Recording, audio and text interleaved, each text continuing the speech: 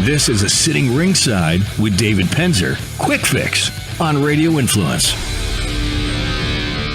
Paul White is a great guy, and I always love, I might have mentioned this in the earlier episode, but the guy puts a cigarette in his hand, and it looks like he's holding a toothpick. And the guy puts a beer bottle in his hand, and it looks like he's holding one of those mini, airplane bottles. The guy has huge appendages, hands and feet, and it's just I would certainly want to stay on the right side of Paul White for sure.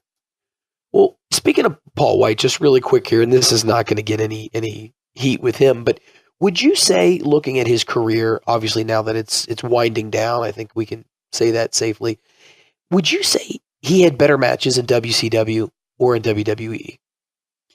Probably WWE. He was more seasoned. I mean, the guy literally had only had a few matches when he became the Giant. I remember we were in Chicago, I believe.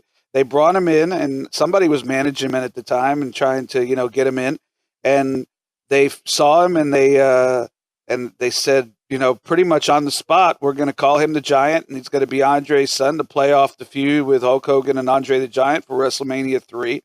And they pretty much threw him in the ring and protected him for a while until he was able to learn a little bit more about the business. And so, the guy literally got thrown in there as a greenhorn and, got a huge push. So I would say that probably WWE, only because, like I said, he was able to become much more seasoned when he went there and learned their style of wrestling. And he's had some good matches with Braun Strowman, even in the later parts of his career. He's been some good stuff. So the guy could still go, but injuries take their toll, especially when you're that big a guy. And he looks fantastic. Last time I saw him, he looks as skinny as the first time I ever saw him in Chicago. So I just remember seeing him doing drop kicks, and he came off the top rope a couple times in WCW, and I was he could do a moonsault. Apparently, I never saw it. Holy shit! But I was like, why wouldn't they? When I was riding with Kevin Sullivan, Kevin was booking him, and I'd say, why wouldn't you do a moonsault? Have him do a moonsault, and he'd say, Penzer, he's the Giant. You don't want giants doing moonsaults, and I. You got to learn the psychology of the business. You don't want giants doing moonsaults. And I'm like, but it would be so cool visually to see this big guy doing a moonsault. And not to mention, he'd probably kill the guy he landed on. But yeah, they never let him. They protected him. And now that I know a little bit more about what I know a little bit more about, probably Kevin was right. But it's still, I'm gonna stick to the fact that it still would have been a cool visual, if not for one time.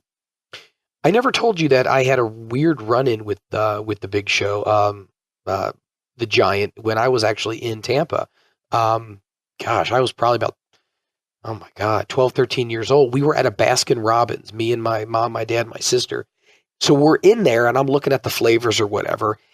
So I'm looking at them, and I think I said something. I smarted off in there. I said something. Imagine that. Yeah. I smarted off. I said something to my dad, like, yeah, whatever, My dad didn't put up with much, but I don't know. I just pushed the limits. And anyway, I kid you not, I heard this voice from behind my dad say, I've got this. And I'm not even paying attention because I'm looking at the ice cream. Dude puts his hand on my shoulder. I turn around. He goes, don't talk to your father like that. And I swear to God, I looked up and I didn't know what to say. I couldn't say anything. I mean, not because I was awestruck, but I was scared to death. Oh, I knew exactly who he was. But I mean, it wasn't like someone just walked up to me like a normal size of my dad. I mean, this guy was a skyscraper. So I couldn't be like, oh, hey, such and such. I was more worried about. Did you ask him for his autograph once you calmed down? I didn't say anything, Dave. My voice was just gone. I feared for my life. Sitting Ringside with David Penzer can be found on Apple Podcast, Stitcher, TuneIn Radio, Google Play, and RadioInfluence.com.